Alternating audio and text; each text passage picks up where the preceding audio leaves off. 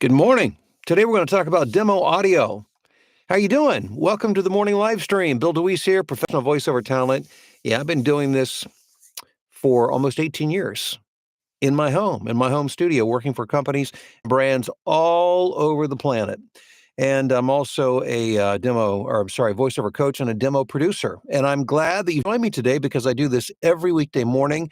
It's a free service. It's just a way to get you information and some tips and strategies to help you move further down the road in voiceover, to make money in voiceover, to make more money in voiceover. So if you don't mind, take a second, share with me, get on the live chat. Let me know where you're watching and listening from this morning. We'll do a few shout outs here in just a bit. An interesting question came up yesterday, excuse me, regarding demo audio. We were talking about we're talking about why your Fiverr gig sucks.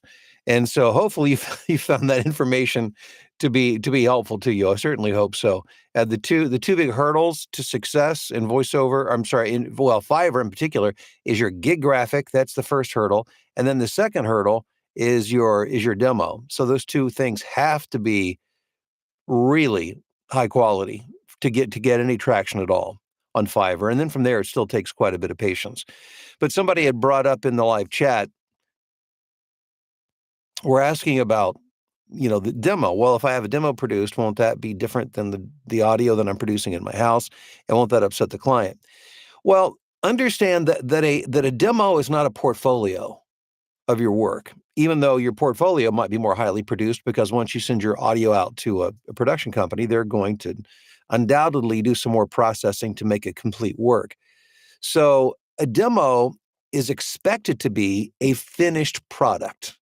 It's expected to be as if somebody was watching TV and saw it on TV. What you may not be aware of is that when something is playing, when being broadcast, be it television or radio, it's being run through, well, a number of things, but one of the things that affects the audio the most is compression. And so that's why things, especially in radio, seem to sound bigger and larger. Have you ever played music like on your stereo and you wonder, why doesn't it sound like it does when it's on the radio? It's compression. It's more processed. So there's an understanding that the demo is a more complete and processed piece of audio. My demo is more processed than the audio that I give my clients from my studio. It's clean and it's high quality, but it's not as compressed. It doesn't have all the extra bells and whistles that I would do in a demo production to make it sound like a more complete project. So I just wanted to share with you, don't be afraid to do a demo because you're afraid that your audio from your studio doesn't sound exactly the same. Now, don't misunderstand me. Your audio quality is like job one. It has to be good. But when I produce your demo, what you're going to get back is a highly polished piece of audio. It's going to have additional processing on top of it. But when I'm working with you on a demo, one thing is I'll make sure, and as a matter of fact, my spring calendar is open right now if you want to get on to get your demo produced. By the way, I'm holding to pre-COVID prices right now. And if you want more information, just email me at training@billdeweese.com. But part of that is an evaluation of your home audio, because we got to make sure that sounds good, because you're going to be working from your house. I'm going to be directing you. So we got to make sure that sounds good. So I'm going to help you with that, as well as evaluate your marketing, your performance. If you have a Fiverr gig, I've talked to Mallory. She's going to provide an evaluation for that as well. So that's going to be all included for those of you guys who book a demo this spring. But don't let this get into your head that, well, my audio at home is never going to be as good as a professionally produced demo, so therefore I can't get the demo. Don't do that. The demo is what's going to open the doors, because it's like staging a house for sale. Have you ever seen listings online? You go to Redfin or Realtor.com, and all of a sudden it dawns on you that the furniture you're seeing in that house is not really there. It's been virtually placed there. I remember when I first started seeing that, I thought, I would see all this great modern furniture, and I thought, wow, somebody had pretty good decorating taste. And I looked a little closer and thought, oh, wait a second, that's not even real furniture. It's just been put there. But it's been put there to help you visualize what it would be like to live there if you had it decorated and painted nicely. And so a demo is to help a client better kind of visualize or hear what you might sound like in a finished product, in a finished mix with music and sound effects and the whole nine yards. So it's to give them a sense of that. Still you, but just fully produced. So I hope that helps to eliminate that fear, because by not doing the demo, you're doing yourself a disservice. And if you're doing it out of fear because you think that the audio from your home is not going to sound the same, of course it's not going to sound. Mine doesn't. No, and nobody's does, because it's a more it's a more processed type of audio, which you don't want to give your client something that processed when you're working with them, because you have to leave them room to do the processing that they want to do. Even though I do some processing on my audio, my clients, when I hear back final projects, they've added more. They've EQ'd it, they've compressed it even more. They do all this other stuff as well. So there's not an expectation that it's exactly the same. But don't misunderstand and make me and believe that means it doesn't have to be good. It does. Your audio always has to be good.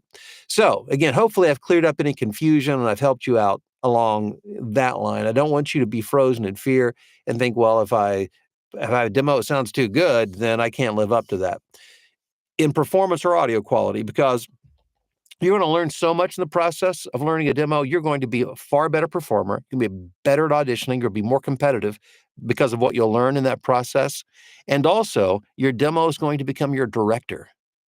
Because as a matter of fact, somebody in the Blueprint, one of my students yesterday in the Blueprint who had produced their demo, they said yesterday in our private Facebook group, they posted that a new client had come to them, a new prospective client, and said, really like your demo. Here's what I like. And they named two of the reads on the demo. Well, now all she has to do is go back and listen to those, read along with those, because I directed her. So I probably had her a little bit out of her comfort zone, which could be hard on your own to get back to. But when you have that audio to hear as a reference, then you can match it up and stretch yourself into that type of read that the client is requesting that they like. So a demo serves a number of purposes. It's your director as well as staging you for sale. It's also your director, and will help you be a much better performer and a much more competitive auditioner as well. So let's see what's going on. Let's see what's going on here in the live stream chat. We've got Emma in Huntington Beach. Emma, you were first in. Congrats. Appreciate you being here. Hey, Nephi in Knoxville. Sirius in Charlotte. Rick in Des Moines, just got my 5th audiobook right on the heels of my 4th. Fantastic, Rick. You're on a roll. Keep it going, my friend. Rob, it's really wet in Loveland, Ohio this morning. Good morning. Rob, it's soggy here in Chicagoland as well. Terry, good morning to you in Falston, Maryland. He says, good subject. Thank you, Terry. I'm glad you find it helpful. Sarah, good morning to you in Wisconsin. Corey in Wisconsin. The Wisconsin delegation is checking in this morning.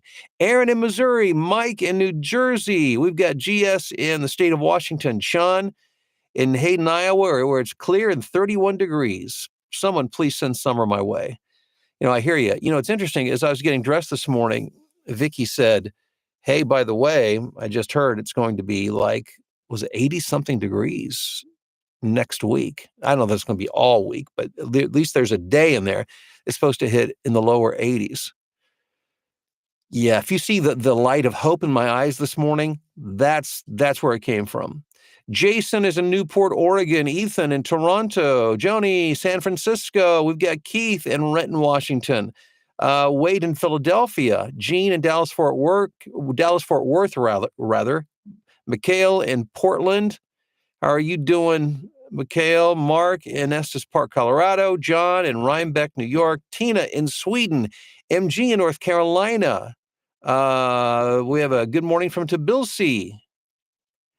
New Jersey represented once again. A lot of New Jerseyans, you guys show up in mass. I love that. Wisconsin, I think Washington, New Jersey, some of our more widely represented states. And I love it when my friends in Europe and other countries check in as well. For instance, we've got Hunter in Barcelona. Hey, Hunter, how you doing? Jason in Nebraska. Queasy in Ghana. Yeah, man, great to have you here. Sandra, how are you doing in Dallas? Joy in Southfield, Michigan, where it is raining. Yes. Scotty says, check, 1, 2, 3. Is this thing on? Yeah, well, hopefully. Hey, Scotty, how you doing? Wayne in Port Orchard, Washington. Melissa in San Diego. Theo says, good morning from the kitchen table in lovely and moist Palos Hills, Illinois. Daisha, good morning to you in Buffalo, working on a demo. Autumn, good morning to you in Des Moines. Schedule my headshots to be made in 2 weeks for a better graphic. Way to go, Autumn. Way to go. Oh, by the way, I want to show you guys something. Remember I said yesterday you could use AI to help. You got to be careful with it because you don't want anything that looks fake. But I was messing around yesterday. There's an app. Let me see if I can find it here for you.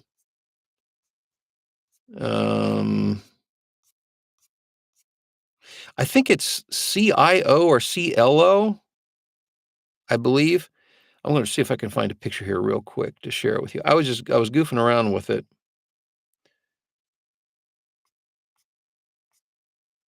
Like for instance, okay, this is a result of it. This is AI. Let me see if we can. Now, I think we could argue that makes me look a little bit older. My hair's a little grayer there, but my point is just to give you an idea. I don't think that looks fake. I think if you were to look at that, you'd say, "Oh, but my hair's longer. It's a little grayer. They put me in something nice. They've taken me out of a t-shirt and put me in a collared shirt with a sweater." But the idea is that looks better than anything that I'd be able to do myself. And I'm just saying, if you're at a place where, you really can't go out and get the new headshots and you want something just to tweak it a little bit to give it a little nicer background, a little better lighting, AI can be a big help with that. Let's see here. And boy, doesn't that make me look more distinguished and wiser than I actually am in real life? Pretty cool. Let's see. We've got Kibby. Hello there. Mark in California, Central Valley. High of 83 and sunny today.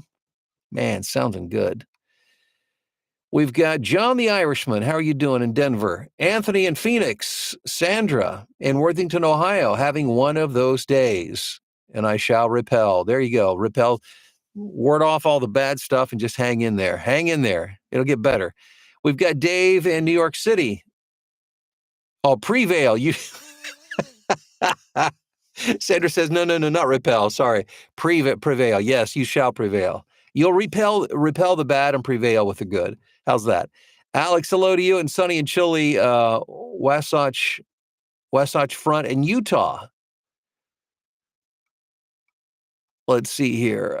Just a quick question here, Mikhail, asking about, should we send compressed audio or give them more raw audio? Well, I always do a little bit of compression, a little bit. It just gives it a little more presence and pop and a little more polish, but careful, judiciously, less is more.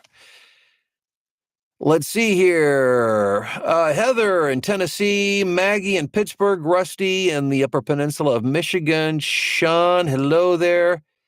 Hey, Mike. Oh, and you're welcome, Sean. Hey, Mike in Spanish Fort, Alabama. Yeah, I'm saying less is best when it comes to compressing your audio. Don't get carried away with that.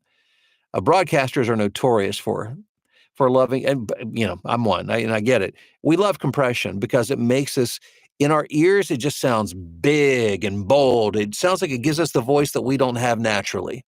And maybe so, but it can be really grating on the ears of a listener, and it can be just too much. So you have to be really careful with that.